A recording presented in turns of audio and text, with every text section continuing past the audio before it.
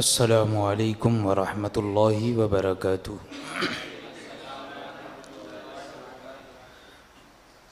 الحمد للہ رب العالمین والصلاة والسلام علی سید الانبیاء والمرسلین وعلی آلہ وصحبہ اجمعین، اما بعد فاعوذ باللہ من الشیطان الرجیم، بسم اللہ الرحمن الرحیم۔ من ذا الذي يشفع عنده إلا بإذنه يعلم ما بين أيديهم وما خلفهم ولا يحيطون بشيء من علمه إلا بما شاء۔ صدق الله مولانا العظيم وبلغنا رسوله النبي الأمين الكريم ونحن على ذلك لمن الشاهدين والشاكرين والحمد لله رب العالمين۔ آئیے سب سے پہلے آقائے نامدار مدنی تاجدار روحی فدا جناب احمد مجتبی محمد مصطفیٰ صلی اللہ تعالی علیہ وسلم کی بارگاہ بے کس پناہ میں ہدیہ درود نچھاور کریں۔ اللہم صلی علی سیدنا و مولانا محمد معدن الجود والکرم وعلی آلہ واصحابہ وبارک وسلم صلاة و سلاما علیک یا سیدی یا رسول اللہ صلی اللہ تعالی علیہ وسلم۔ درس جال حق میں اس سے پہلے گزشتہ درس میں آپ حضرات نے علم غیب کے ثبوت کے بیان میں قرآن پاک کی چند آیات کریمہ اور اس کی تفاسیر، اس کے معانی، اس کے مفہوم سماعت فرمائے۔ آج بھی علم غیب مصطفیٰ صلی اللہ تعالی علیہ وسلم کے ہی ثبوت میں انشاءاللہ تبارک و تعالی قرآن پاک کی اور چند آیات کریمہ اور اس کی تشریح، اس کی تفسیر، اس کے مفاہیم انشاءاللہ تبارک و تعالی بیان ہوں گے۔ وما توفیقی الا باللہ العلی العظیم۔ اللہ تبارک و تعالی ہم تمام لوگوں کو حق کہنے، حق سننے اور اس پر عمل کرنے کی توفیق عطا فرمائے۔ قرآن پاک میں اللہ تبارک و تعالی ارشاد فرماتا ہے وَجِئْنَا بِكَ عَلَى هَؤُلَاءِ شَهِيدًا، یعنی اور اے محبوب تم کو ان سب پر نگہبان بنا کر لائیں گے۔ ان سب پر اے محبوب تم کو نگہبان بنا کر لائیں گے، کیا مطلب؟ تو تفسیر نیشابوری میں اسی آیت کے ماتحت ہے کہ لِأَنَّ رُوحَهُ علیہ السلام شاہد علی جمیع الارواح والقلوب والنفوس بقولہ علیہ السلام اول ما خلق اللہ نوری۔ اسی آیت کے تحت تفسیر میں ہے، فرماتے ہیں ترجمہ جس کا یہ ہے کہ یہ آیت کریمہ جو تھی کہ وَجِئْنَا بِكَ عَلَى هَؤُلَاءِ شَهِيدًا، کہ اے محبوب تم کو ان سب پر نگہبان بنا کر لائیں گے۔ تو سب پر نگہبان، تمام لوگوں پر نگہبان بنا کر حضور تشریف لائیں گے، کیا معنی اور یہ کیوں فرمایا گیا؟ تو اس کی تفسیر میں ارشاد ہوا اس لیے کہ حضور اقدس صلی اللہ تعالی علیہ وسلم کی روح مبارک تمام روحوں، تمام دلوں، تمام نفوس، تمام جانوں، تمام نفسوں کو دیکھنے والی ہے، کیونکہ حضور نے خود فرمایا اول ما خلق اللہ نوری، اللہ نے جو سب سے پہلے پیدا فرمایا وہ میرا نور ہے۔ تو حضور سب کا مشاہدہ فرمانے والے ہیں، اسی لیے حضور سب کے نگہبان بن کر تشریف لائیں گے۔ نگہبان کسے کہتے ہیں؟ جو نگاہ رکھتا ہو سب پر، سب پر نظر ہو جس کی، اسے نگہبان کہا جاتا ہے۔ تو حضور سب پر نگہبان ہے۔ اور اسی آیت کے تحت تفسیر روح البیان میں ہے کہ حضور اقدس صلی اللہ تعالی علیہ وسلم پر آپ کی امت کے اعمال صبح و شام پیش کیے جاتے ہیں، لہٰذا آپ امت کو، اپنی امت کو ان کی علامات سے جانتے اور پہچانتے۔ اور آگے ارشاد ہوا کہ ان کی علامات سے جانتے ہیں اور ان کے اعمال کو بھی جانتے ہیں کہ کون کیسا عمل کرنے والا ہے، اس لیے آپ ان پر گواہی دیں گے۔ بھئی گواہی کون دے گا قیامت کے دن؟ حضور گواہ بن کر تشریف لا رہے ہیں سب پر، سب کی گواہی دینے والے حضور ہیں۔ تو جب حضور گواہی دیں گے تو اس کا مطلب یہ ہوا کہ حضور تمام لوگوں کی علامات کو بھی جانتے ہیں، علامتوں کو بھی جانتے ہیں، یعنی کون کافر ہے، کون مومن ہے، کون منافق ہے، اور تمام لوگوں کے اعمال کو بھی جانتے ہیں کہ کس کا اعمال کیسا ہے، کون خلوص و للہیت کے ساتھ کرتا ہے، کون دکھاوے کے ساتھ کرتا ہے، کون اعمال خیر کرتا ہے، کون اعمال بد کرتا ہے، یہ سب حضور جانتے ہیں۔ اسی لیے تو حضور ان تمام لوگوں پر گواہی دیں گے۔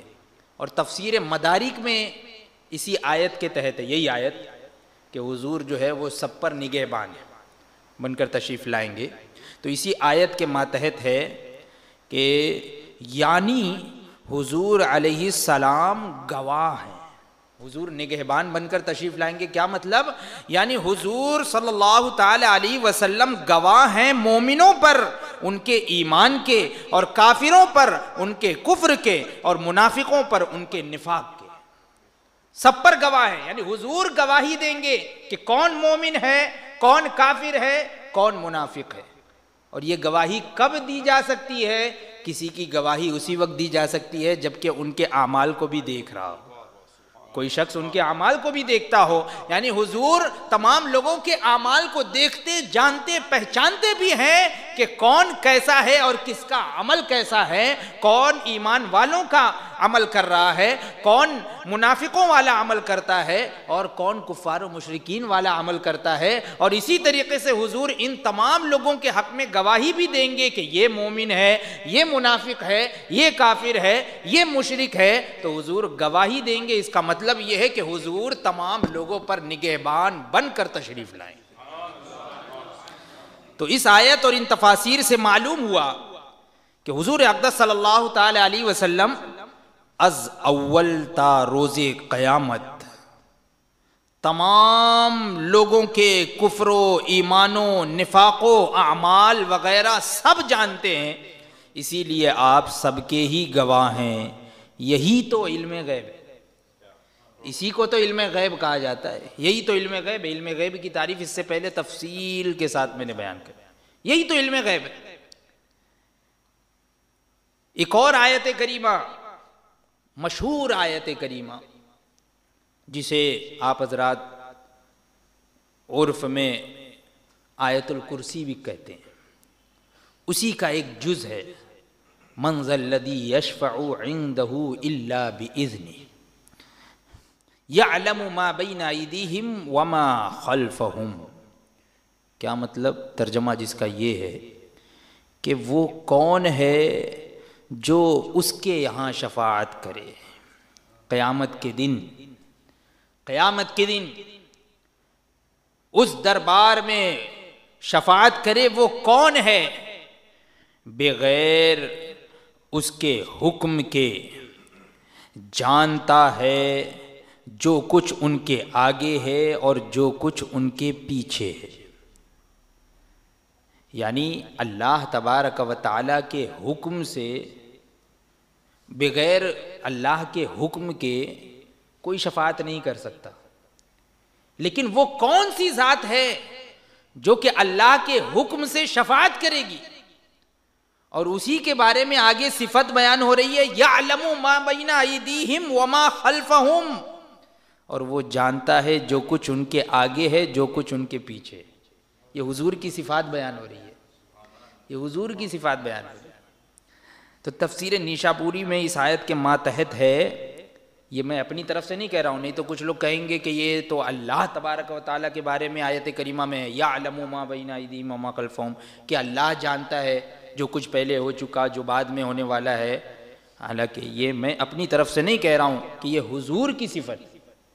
تفسیر نیشاپوری میں ہے یعلم ما بین ایدیہم وما خلفہم، کیا معنی ہے تو فرماتے ہیں یعلم محمد صلی اللہ تعالی علیہ وسلم ما بین ایدیہم من اولیات الامر قبل الخلائق وما خلفہم من احوال القیامہ، کہ حضور کریم صلی اللہ تعالی علیہ وسلم مخلوق کے پہلے اولین معاملات بھی جانتے ہیں اور جو مخلوق کے بعد قیامت کے احوال ہیں وہ بھی جانتے ہیں۔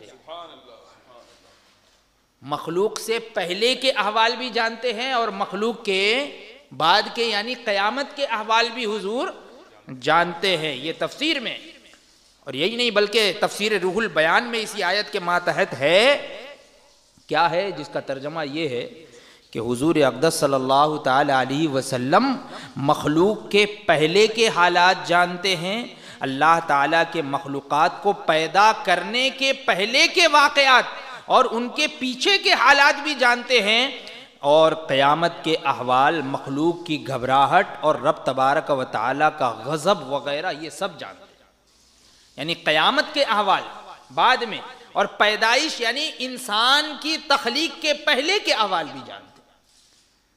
اور اس آیت اور ان تفاسیر سے معلوم ہوا کہ آیت الکرسی میں من ذا الذی یشفع عنده الا باذنه یعلم ما بین ایدیہم وما خلفہم ولا یحیطون بشیء من علمہ الا بما شاء، یہاں تک من ذا الذی سے لے کے الا بما شاء تک تین صفات حضور اقدس صلی اللہ تعالی علیہ وسلم کے بیان میں۔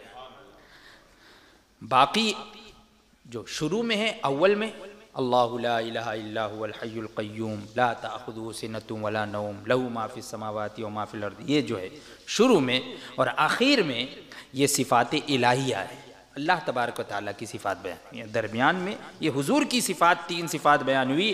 اس میں فرمایا گیا ہے کہ خدا تعالیٰ کے پاس کوئی بغیر اجازت کسی کی شفاعت نہیں کر سکتا، اور جن کو شفاعت کی اجازت ہے وہ حضور کی ذات گرامی، اور شفیع کے لیے ضروری ہے کہ گنہگاروں کے انجام اور ان کے حالات سے واقف ہو۔ جو شفاعت کرنے والا ہے تو اس کے لیے ضروری ہے، جو سفارش کرنے والا ہے اللہ کی بارگاہ میں، جو شفاعت کرنے والے ہیں تو ان کے لیے ضروری ہے کہ گنہگاروں کے انجام اور ان کے حالات سے واقف ہو، تاکہ نااہل کی شفاعت نہ ہو جائے۔ کہیں جو اہل ہی نہ ہو، بھئی کافر ہو جو، اس کی بھی شفاعت نہ ہو جائے۔ کیسے معلوم ہوگا کہ یہ کافر ہے یہ مومن ہے؟ حضور جانتے ہیں، اسی لیے تو حضور کو معلوم ہے کہ کس کا عمل کیسا ہے، کون کافر ہے اور کون مومن ہے، اور اسی وجہ سے حضور ایک ایک کو پہچانتے اور ان کے اعمال کو جانتے ہیں، تو ایک ایک کی شفاعت بھی فرمائیں گے جو بھی ایمان والا ہو۔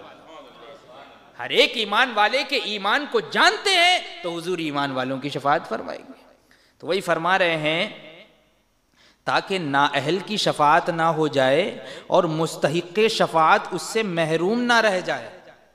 یعنی کہ اگر معلوم ہی نہ ہو کہ کس کی شفاعت کرنا ہے کس کی نہیں کرنا ہے، تو کہیں نااہل کی شفاعت نہ ہو جائے، یعنی جو اہل ہی نہیں ہے اس کی شفاعت ہو جائے گی اور جو اہل تھا وہ محروم ہو جائے گا۔ کہیں ایسا نہ ہو جائے جب معلوم ہی نہیں ہے کہ کون لائق ہے کون نہیں ہے، کون اہل ہے کون نہیں ہے، کون مومن ہے کون کافر ہے، کون منافق ہے، یہ اگر علم میں ہی نہ ہو، جانتا ہی نہ ہو، معلوم ہی نہ ہو، تو پھر نااہل کی بھی شفاعت کہیں ہو سکتی ہے، اور جو مستحق شفاعت ہو سکتا ہے کہ وہ محروم ہو جائے۔ جیسے کہ طبیب کے لیے ضروری ہے، ڈاکٹر کے لیے، حکیم کے لیے ضروری ہے کہ قابل علاج اور لا علاج مریضوں کو جانے۔ ڈاکٹر کے لیے یہ ضروری ہے کہ کون علاج کے لائق ہے اور کون لا علاج ہے، یعنی اس کا کوئی علاج ہی نہیں ہے۔ اس کو معلوم ہونا چاہیے نا کہ ہاں بھئی یہ علاج کے قابل ہے تو ہم اس کو چھوئیں گے، اس کا آپریشن کریں گے یا اس کی دوا دیں گے، اور یہ لا علاج ہے تو بھئی ہم جواب دے دیے کہیں اور لے کے جاؤ۔ تو ڈاکٹر کے لیے یہ پہلے جاننا ضروری ہے نا کہ یہ قابل علاج ہے یا لا علاج ہے، یہ مریضوں کو جاننا ضروری ہے۔ تو فرماتے ہیں کہ ضروری ہے طبیب کے لیے کہ قابل علاج اور لا علاج مریضوں کو جانے، تو فرمایا گیا یعلم ما بین ایدیہم، اور جس کو ہم نے شفیع بنایا ہے اس کو تمام کا علم بھی دیا ہے، کیونکہ شفاعت کبریٰ کے لیے علم غیب لازم ہے۔ بھئی علم غیب لازم ہے شفاعت کبریٰ کے لیے، ورنہ کیسے شفاعت ہوگی؟ شفاعت کے لیے علم غیب ضروری ہو گیا۔ تو اس سے معلوم ہوا کہ جو کہتے ہیں کہ حضور اقدس صلی اللہ تعالی علیہ وسلم قیامت میں جو ہے وہ منافقین کو نہ پہچانیں گے، یا حضور صلی اللہ تعالی علیہ وسلم کو اپنی بھی خبر نہیں معاذ اللہ کہ میرا انجام کیا ہوگا، جو لوگ ایسا کہتے ہیں تو یہ محض غلط اور بے دینی ہے، جیسا کہ انشاءاللہ آئندہ اس کا بیان آئے گا۔ اور وَلَا يُحِيطُونَ بِشَيْءٍ مِّنْ عِلْمِهِ إِلَّا بِمَا شَاءَ، اور وہ نہیں پاتے اس کے علم میں سے مگر جتنا وہ چاہے، اور وہ نہیں پاتے اس کے علم میں سے مگر جتنا وہ چاہے۔ تو اب یہاں پر جو ہے یہاں اس میں اس آیت کریمہ کے مفہوم میں یہ بھی سمجھ میں آ گیا کہ جو بد مذہب ہیں، جو حضور پر طرح طرح کی باتیں کستے ہیں، طرح طرح کے الزامات لگاتے ہیں اور گستاخیاں کرتے ہیں، تو ان کے بارے میں بھی اشارہ ہو گیا کہ وہ نہیں پاتے اس کے علم میں سے مگر جتنا وہ چاہے، یعنی یہ معنی بھی ہو سکتا ہے کہ جتنا حضور چاہیں اتنا ہی ان کو علم ہے، اور یہ معنی بھی ہو سکتا ہے کہ جتنا اللہ چاہے اپنے نبیوں کو علم عطا فرمائے۔ دونوں معنی یہاں درست ہے۔ تفسیر روح البیان میں اسی آیت کے ماتحت ہے کہ احتمال یہ بھی ہے کہ اس ضمیر سے حضور مراد ہو، یعنی میں جو یہ کہہ رہا ہوں یہ اپنی طرف سے نہیں کہہ رہا ہوں کہ یہاں پہ حضور بھی مراد ہو سکتے ہیں اور اللہ کی ذات بھی مراد ہو سکتی ہے، یہ میں اپنی طرف سے نہیں کہہ رہا ہوں، بلکہ تفسیر روح البیان میں وَلَا يُحِيطُونَ بِشَيْءٍ مِّنْ عِلْمِهِ، یہاں پہ جو ضمیر ہے علمہ، اس کا علم، تو کس کا علم؟ تو تفسیر روح البیان میں ہے کہ احتمال یہ بھی ہے کہ اس ضمیر سے حضور مراد ہو۔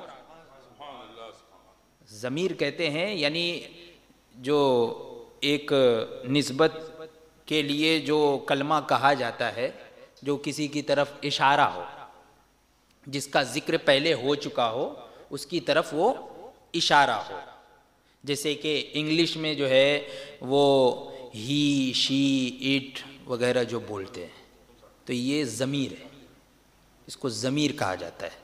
انگلش میں ہی بولتے ہیں، شی بولتے ہیں، اٹ بولتے ہیں، تو یہ سب ضمائر ہیں، یعنی کسی کا ذکر پہلے ہو چکا اسی کی طرف اشارہ کرنے کے لیے ہی، شی، اٹ وغیرہ انگلش میں بھی لگاتے ہیں۔ اردو میں جو ہے وہ اصل میں وہ عام ہے، وہ اشارے کے لیے بھی وہ بولتے ہیں، ضمیر کے لیے بھی وہ یا یہ بول دیتے ہیں، تو اس لیے سمجھانے کے لیے میں نے آسانی انگلش میں سمجھانے کے لیے آسان ہے کہ انگلش کے الفاظ میں جو ہے وہ اشارے کے جملے الگ ہیں، اشارے کے لیے آتا ہے دیٹ، دس، یہ ہے اشارہ، تو ایسے ہی عربی میں بھی اشارے کے لیے ہے ہاذا، ذالکا، یہ ہے اشارہ، اور ضمیر ہوتی ہے ہوا، ہی، ہو، علم ہی، تو یہ ہے ضمیر، جیسے کہ انگلش میں ہوتا ہے ہم، ہز، ہی، یہ سمجھ میں آئی بات، شی۔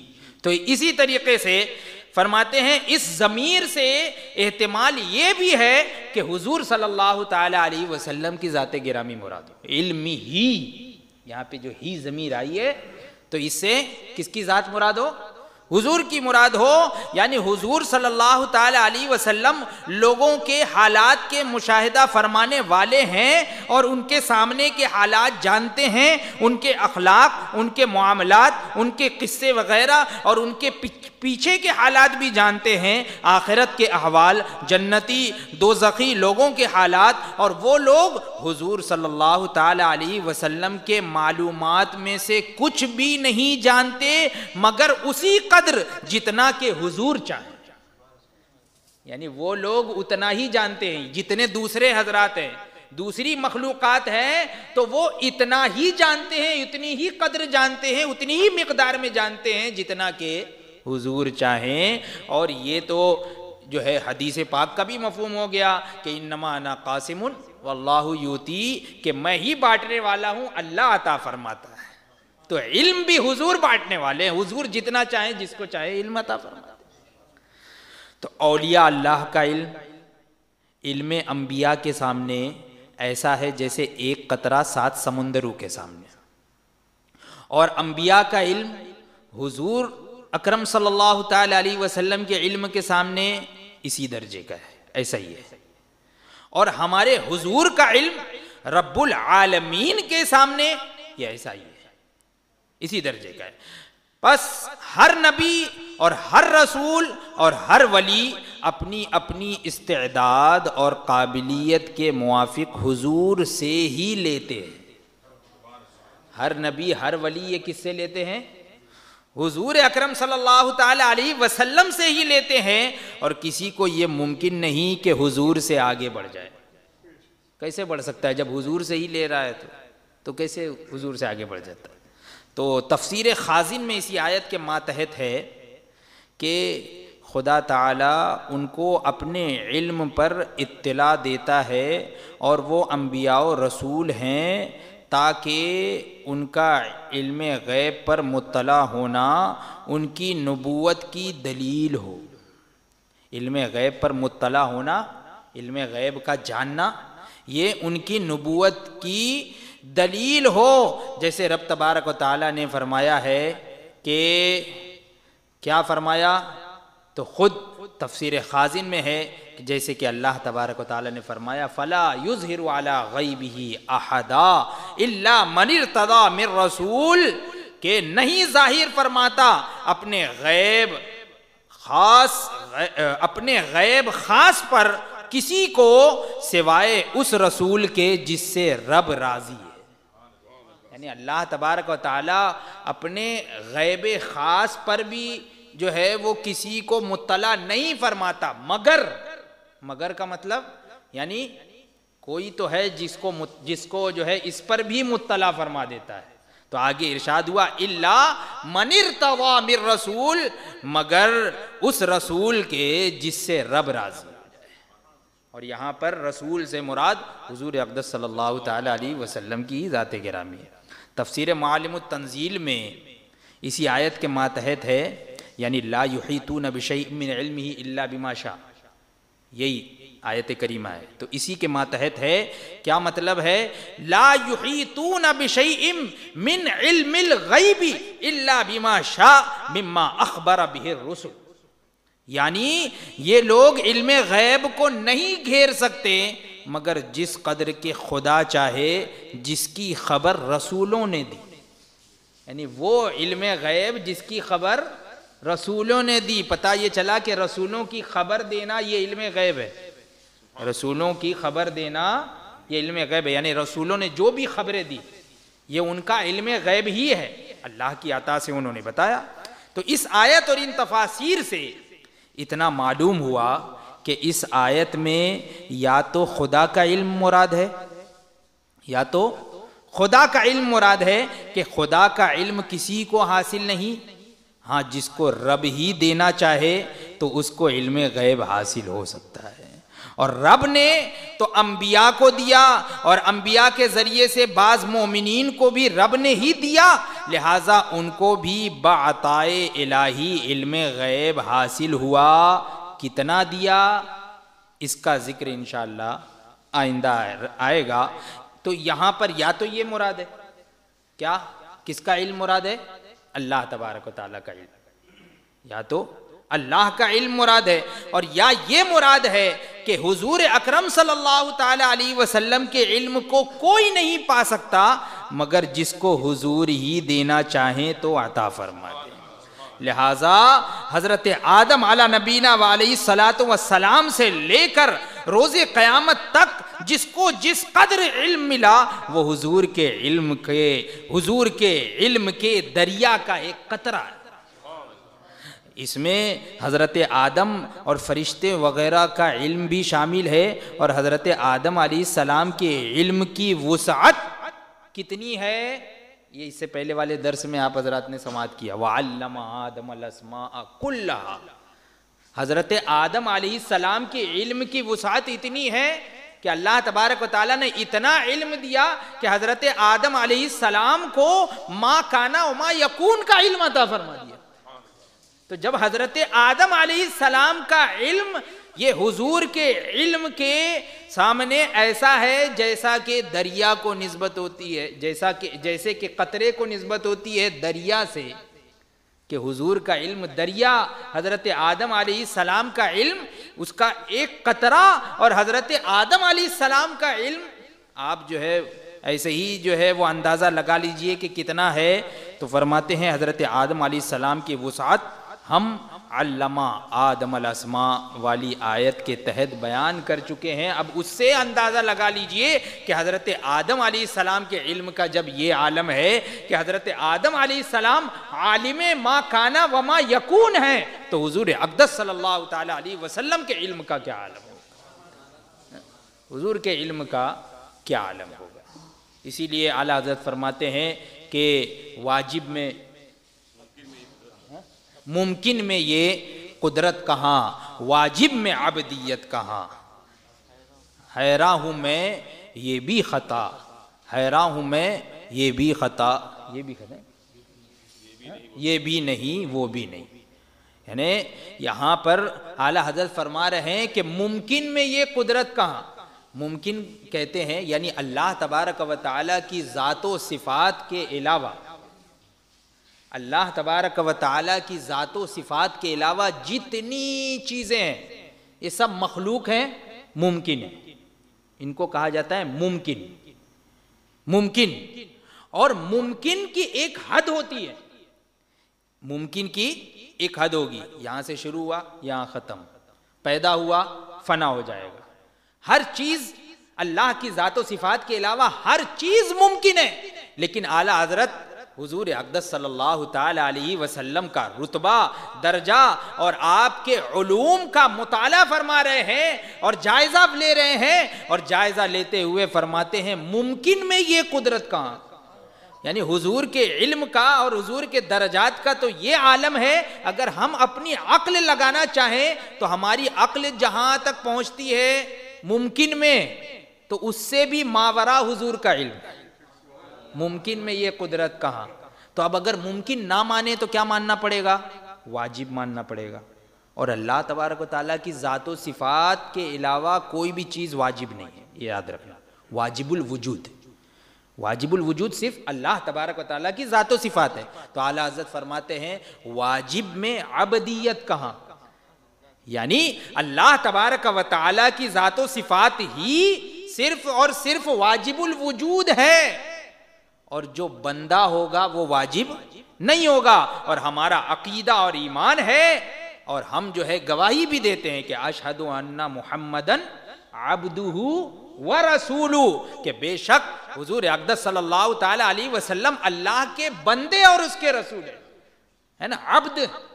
تو اعلیٰ حضرت فرماتے ہیں کہ واجب میں عبدیت کہاں. یعنی اگر ہم حضور کو واجب مان لیں تو پھر معاذ اللہ یہ شرک ہو جائے گا. یعنی واجب میں عبدیت نہیں ہوتی، یعنی بندے والی صفت، بندے کے اندر واجب والی صفت نہیں ہوتی ہے. تو پھر آگے فرماتے ہیں کہ حیراں ہوں، حیراں ہوں یہ بھی ہے خطا، حیراں ہوں یہ بھی ہے خطا، یہ بھی نہیں وہ بھی نہیں. یعنی کیا مطلب؟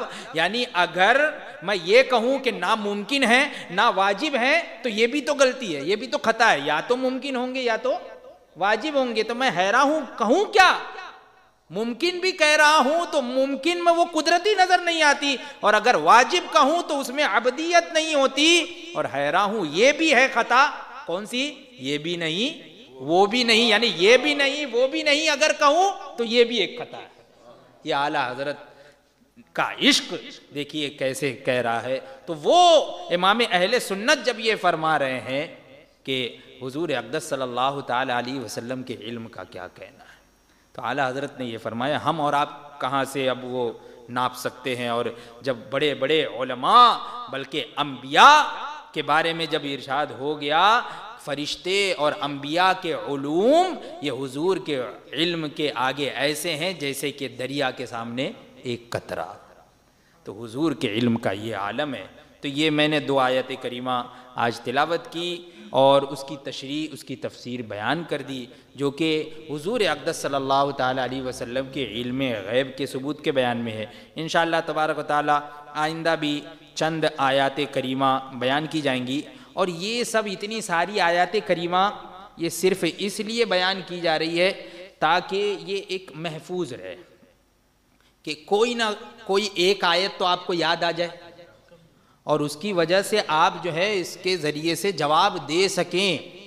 تو یہ درس ہے، اصل میں یہ تقریر نہیں ہے بلکہ درس ہے، یاد کرنے کی چیز ہے۔ آپ اس کو نوٹ کریں، یاد کریں کہ کس آیت کے تحت کون سی تفسیر میں کیا مضمون ہے اور کیا بیان کیا گیا ہے۔ اللہ تبارک و تعالی ہم تمام لوگوں کے عقیدے اور ایمان کی حفاظت فرمائے۔ وآخر دعوانا الحمدللہ رب